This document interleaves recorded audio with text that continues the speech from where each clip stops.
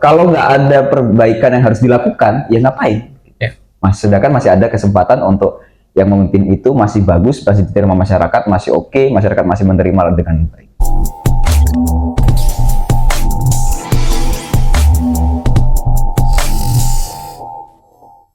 Selamat datang kembali di Q&A Suara Reza. Kalau kemarin itu Q&A question and answer, kalau sekarang ini komentar and answer. Kira-kira gitu, Mas Reza. Jadi kemarin kita ada beberapa pertanyaan dari netizen. Sekarang kita coba membacakan beberapa komentar yang mungkin ini sedikit negatif ya, karena saya rasa kita semua bersepakatlah bahwa politik itu nggak hanya menang kalah, tapi juga kita coba mengulik bagaimana politik itu dipandang dari sudut pandang yang benar salah. Oke, Mas Reza, ada beberapa komentar-komentar dari netizen yang mungkin ini bisa Mas Reza sampaikan beberapa hal soal komentar-komentar yang dituliskan oleh netizen. Yang pertama dari Nerimus Syukurnian, ini komentarnya agak unik soal RMD. Minimal walkot dulu lah, udah mau Lampung satu aja. Nah, kira-kira gimana nih, Mas Reza? Iya, makasih Pak Salman. Jadi itu komentar di medsos ya? Media sosial, di media sosial. Oke. Minimal wali kota dulu baru ini kan. Ya. Jadi gini, saya melihatnya bahwa sosok orang untuk maju ke perhelatan pilkada ya, itu tidak lain untuk ingin adanya perbaikan, adanya visi untuk menyempurnakan apa-apa yang harus disempurnakan, harus diperbaiki. Ada visi yang kira-kira dianggapnya bagi pendatang dianggapnya itu ada hal yang harus diperbaiki. Nah, artinya apa? Ada hal yang kurang sempurna dalam pelaksanaan kepemimpinan di sebelumnya. Nah, komentarnya bagus gitu ya, rasional. Wali kota lah dulu baru gubernur kira-kira gitu. Nah, menjadi soal dari sudut kita melihat ya, di kota ini sudah relatif oke. Ya, Bandar Lampung ini sudah relatif oke. 10 tahun kepemimpinan Bapak Herman HN ya, Bandar Lampung pesat pembangunan ya, flyover, kemudian underpass dan seterusnya. Bagaimana program Pak Herman itu untuk mengurai kemacetan dan juga infrastruktur. Lubang jalan di Bandar Lampung itu kalau kita perhatikan, kita lihat sore berlubang, besok pagi udah nggak ada, cepat gitu penanganan.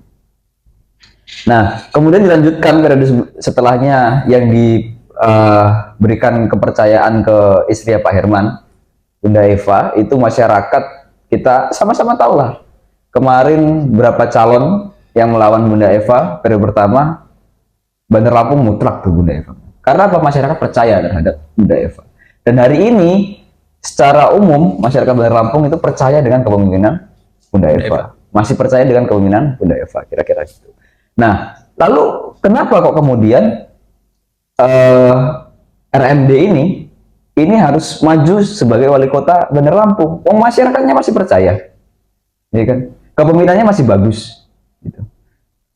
Untuk apa? Kalau masih bagus, dukung dong. Gitu. Nah, artinya ada hal yang membuat masyarakat ini ingin adanya pembaharuan, ingin adanya perbaikan untuk Lampung. Gitu. Nah, nggak sekonyong-konyong juga orang itu maju sebagai calon gubernur, sebagai calon kepala daerah, sebagai calon wali kota, bupati, dan seterusnya. Pasti banyak pertimbangan, salah satunya adalah konstituen. Masyarakat yang ingin adanya perbaikan dan pembaharuan, adanya pemimpin sosok yang baru. Itu yang pertama.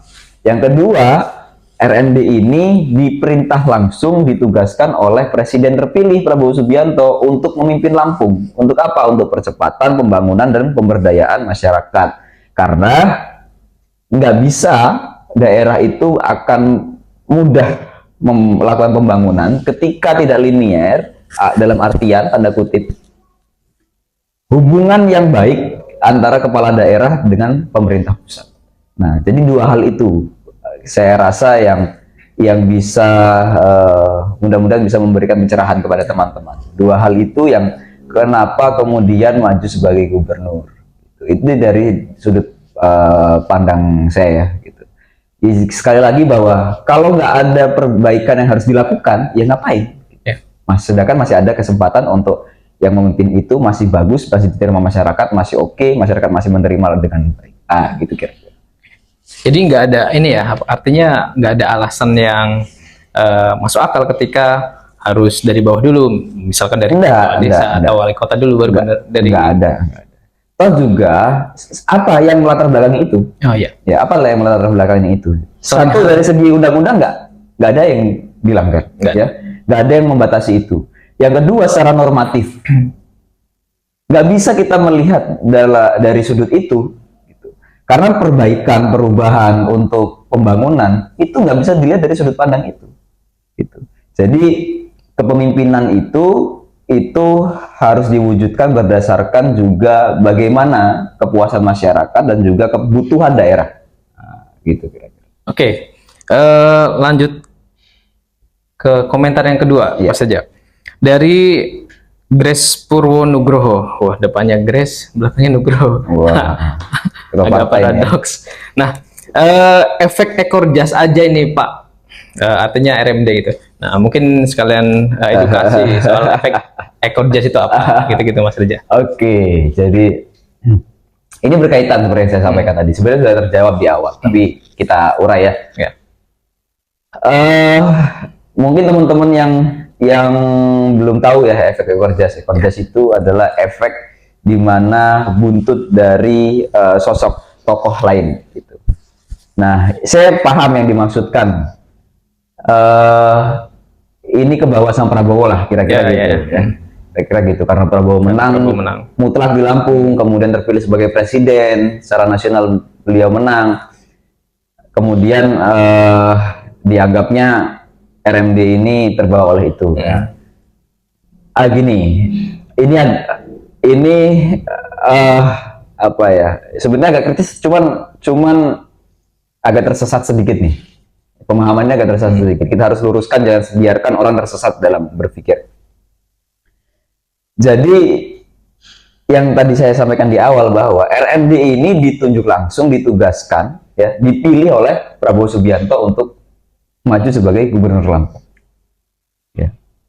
Jadi kalau dibilang hanya efek ekor jas saja, ini ya Prabowo itu nunjuk milih RMD untuk maju sebagai gubernur Lampung. Karena kapasitas. Untuk mendapatkan kepercayaan dari masyarakat Lampung.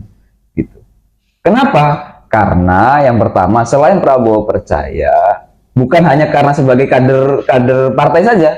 Banyak kalau di tempat lain yang bukan kader partai dicalonkan sebagai kepala daerah karena kapasitasnya. Gitu.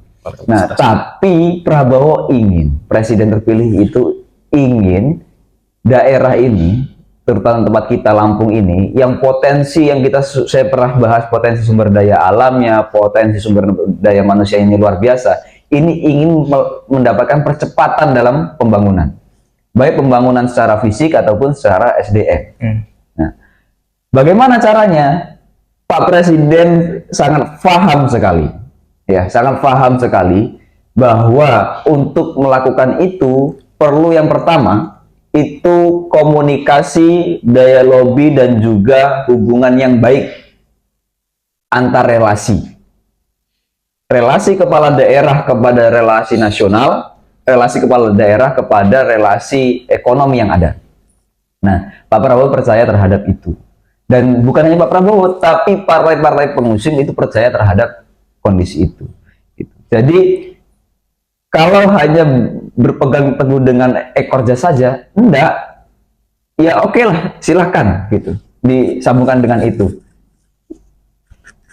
Ya wajar kalau kemudian di mana-mana orang menyambungkan, ya kan, kemudian dibrandingkan Mirza ini, RMD ini dekat dengan Prabowo, kemudian dipasangkan ketua partainya. Ya. Kemudian juga memang dia ditugaskan dipilih oleh Prabowo Subianto. Kira-kira gitu. Oke. Jadi benar kata Mas Reza, bukan sekedar efek ekor jas aja, tapi juga ada kapasitas dan mungkin kredibilitas yang mumpuni memang yang dimiliki oleh RMD. Lanjut yang ketiga, Mas Reza, dari Ferry Izun. Kalau mau jadi pemimpin, mana gagasannya? Nah, ini mungkin gimana nih? Oke. Jadi gini, soal gagasan ya. Gagasan. Kalau soal gagasan, visi misi, mungkin teman-teman bisa lihat ya visi misinya pasangan nomor 2 ini, Rahmat Mirzani Jausal dan Jihan Nurlela ini, bisa dilihat ya. Kita semua bisa cari lah visi misinya, setiap paslon bisa cari. Itu bisa tertuang di situ soal gagasan. Tapi pada prinsipnya, ya, untuk menjadi pemimpin kepala daerah itu tidak hanya butuh sekedar gagasan, sebuah ide. Percuma gagasan, ide itu kaya kita terhadap ide dan gagasan, tapi kemudian implementasi di lapangannya, bekerjanya kita nggak bisa. Ya. Nah, jadi kita itu di Lampung ini butuh orang yang bisa kerja, ya, bukan hanya sekedar ide gagasan, tapi bisa kerja, bisa melakukan, mengaktualisasikan apa-apa yang menjadi visi misi, ya, apa-apa yang menjadi cita-cita Lampung. Dan satu hal yang paling penting, bagaimana membuat Lampung ini mandiri, ya, bagaimana membuat Lampung ini mandiri, tidak defisit terus-terusan. Kira-kira begitu. Nah, itu semua bisa dilakukan dengan apa?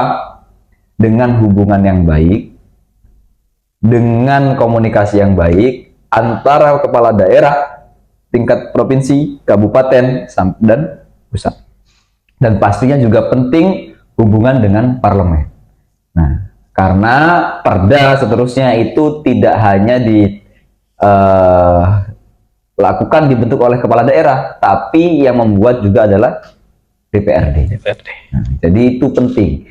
Gagasan bagus, tapi kita tidak bisa mengimplementasikan, mengaplikasikan, tidak bisa mengerjakan, maka untuk apa visi misi yang begitu muluk, ya, panjang sekali, gitu. Gagasan tinggi tapi nggak diaplikasikan. Ya, kira-kira begitu. Karena 2018 saya juga terlibat di pilgub sebelumnya kan, bersama-sama yang lain. Nah, tapi hari ini kita punya harapan untuk Lampung bisa lebih baik, bisa lebih maju dengan kondisi itu. Jadi memang banyak, saya juga sesekali sempat baca-baca komentar yang mengkhawatirkan, ya, dengan posisi portofolio RMD ini yang belum punya rekam jejak sebagai pemimpin dan seterusnya. Di eksekutif ya. Di eksekutif ya. Tapi secara prinsip yang sudah pernah menjabat, kita bisa menilai. Kira-kira gitu. Oke, terima kasih Mas Reza. Sama-sama. Untuk segmen ini udah terjawab 3 komentar pakai kol-kolah. Komentar. Komentar.